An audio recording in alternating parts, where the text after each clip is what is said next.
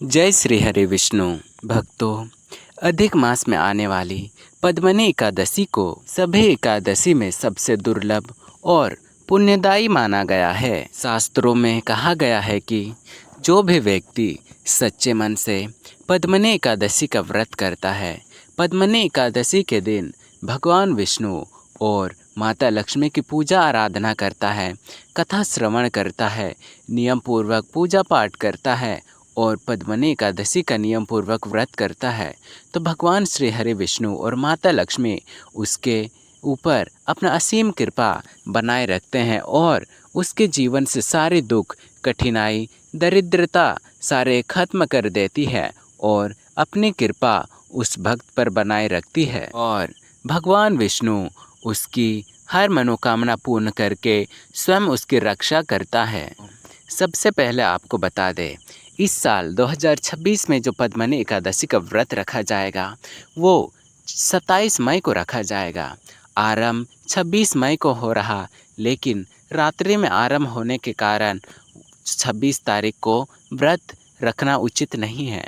27 तारीख को पद्मनी एकादशी का व्रत रखा जाएगा। आज की इस पावन कथा में हम जानेंगे कि पद्मनी एकादशी का वह पावन कथा से सुनने मात्र से ही मनुष्य के सभी पाप धुल जाते हैं और भगवान श्री हरि विष्णु और माता लक्ष्मी की कृपा से उनका जीवन सुख खुशियों से भर जाता है और सुख समृद्धि आती है। तो चलिए इस पावन कथा को आरंभ करते हैं। बहुत समय पहले की बात है।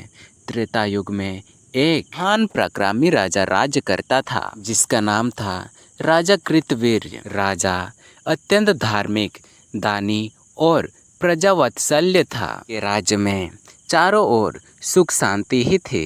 प्रजा खुश थी, खेतों में हरियाली थी, धन धान्य की किसी की भी प्रकार की कमियां नहीं थी। लेकिन राजा और रानी के एक बहुत बड़ा दुख था। वह दुख था कि उनका कोई भी संतान नहीं था। बहुत समय बीतता गया, राजा वृद्धा होते गया, लेकिन उनका कोई संतान नहीं हुआ। रानी भी रात रात भर रोती थी। राजा अंदर से मजबूत दिखते थे, लेकिन वे भी अंदर से एकदम टूटे हुए थे। एक दिन रानी ने राजा से दुखी होकर के कहा, स्वामी, इतना बड़ा राज्य, इतना वैभव, इतना धन, लेकिन हमारे बाद इसे संभालने वाला कोई नहीं है। क्या हमारा जीवन यूं ही अधूरा रह जाएगा? राजा की आंखों भी भर गई। उसने कहा, राजा ने कहा, मैंने हर उपाय कर लिया। मैंने यज्ञ किया, दान किया, तीर्थ किया, लेकिन शायद भगवान हमारी परीक्षा ले रहे हैं। एक दिन राजा और रानी ने निश्चय किया कि वे राजमहल को छोड़ कर के जंगल में जाके तप करेंगे। अब राजा और रानी जंगल की ओर निकल गए।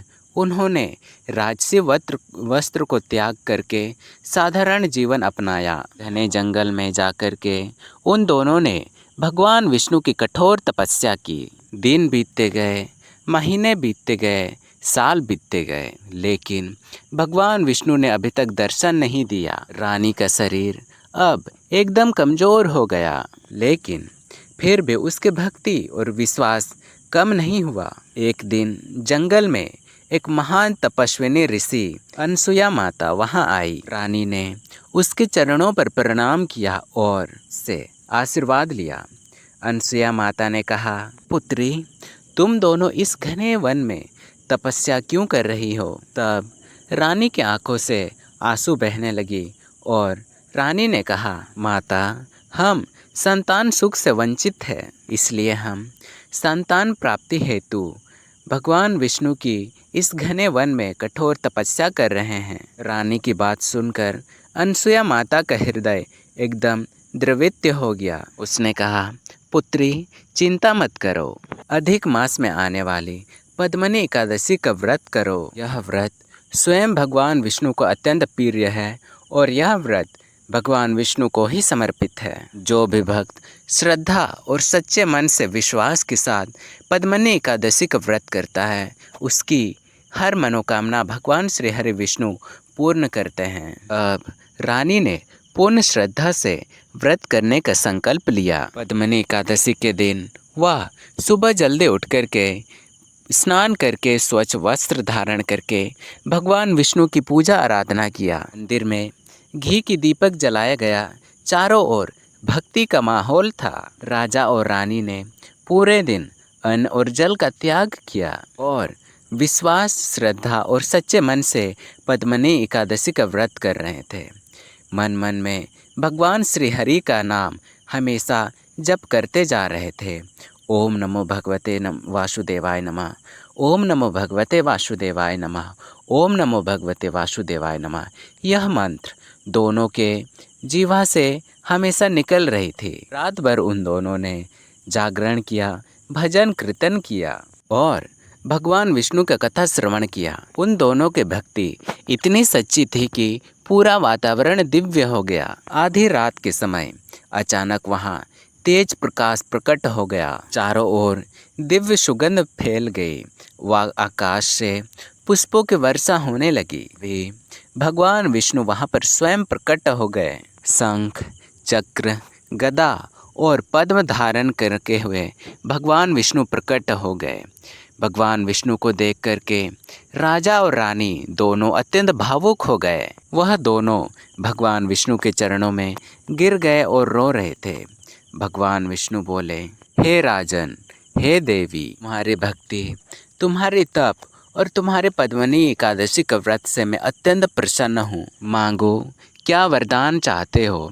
तब राजा ने हाथ जोड़ करके कहा, प्रभु, यदि आप सच में हम दोनों के इस पद्मनी एकादशी के व्रत से प्रसन्न हो तो आप मुझे संतान सुख का वरदान दीजिए। तब भगवान विष्णु ने आशीर्वाद देते हुए कहा, तुम्हें एक महान, बुद्धिमान और तेजस्वी पुत्र प्राप्त होगा जो पूरे पृथ्वी पर यश फैलाएगा। इतना कहकर भगवान विष्णु अंतर्ध्यान हो गए। कुछ समय बाद रानी ने एक दिव्य पुत्र को जन्म दिया। पूरा राज खुशी से, आनंद से झूम उठे और महल में उत्सव मनाया गया। चारों ओर शंख, घंटी की ध्वनि सुनाई दे रही थी। राजा और रानी समझ गए थे कि यह सब पद्मनी एकादशी के वजह से ही हो पाया है और उसके जीवन में जो खुशियाँ आई है पद्मनी एकादशी की वजह से ही आई है और पद्मनी एकादशी का ही चमत्कार है। भक्तों, इस कथा से हमें यह सीख मिलती है कि सच्ची श्रद्धा और भक्ति कभी व्यर्थ नहीं जाती है। भगवान अपने भक्त की परीक्षा जरूर लेते हैं, लेकिन कभी अपने भक्त का साथ नहीं छोड़ते हैं। पद्मनी एकादशी का व्रत जीवन के बड़े से बड़े संकट को दूर करता है और अगर आप पद्मनी एकादशी का व्रत सच्चे मन से, श्रद्धा भाव से करते हैं तो आपको जो साधारण एकादशी है उससे करोड़ गुना ज़्यादा फल मिलती है। इस व्रत से संतान सुख, सुख समृद्धि, वैभव, मान सम्मान और मोक्ष की प्राप्ति होती है। अगर आप भी भगवान विष्णु की कृपा पाना चाहते हैं तो पद्मनी एकादशी का व्रत नियम से, संयम से, श्रद्धा, सच्चे मन और नियम के साथ अवश्य करें। कमेंट में ज़रूर लिखें जय श्री हरे विष्णु। और वीडियो अगर पसंद आई है, कथा अगर पसंद आई है तो वीडियो को लाइक ज़रूर करें। कमेंट में जय श्री हरे विष्णु अवश्य लिखें और अपने दोस्तों के साथ शेयर ज़रूर करें, क्योंकि वो सभी भी कथा श्रवण करके अपने जो पाप है वो धुल सकते हैं और अच्छे अच्छे ज्ञान प्राप्त कर सकते हैं। और अगर आप किसी को धार्मिक वीडियो कथा आप बांटते हो तो इससे भी भगवान विष्णु अत्यंत प्रसन्न होते हैं और अपने असीम कृपा बनाए रखते हैं, क्योंकि वह सोचते हैं कि यह ज्ञान बांट रहा, धार्मिक मेरी कथाएं बांट रहा। और चैनल को सब्सक्राइब करना ना भूलें, क्योंकि ऐसे ही नई नई जानकारी इस चैनल पर आती रहती है। मिलते हैं अगली वीडियो में। अगला वीडियो आपको किस टॉपिक में चाहिए कमेंट में ज़रूर बताइए। धन्यवाद।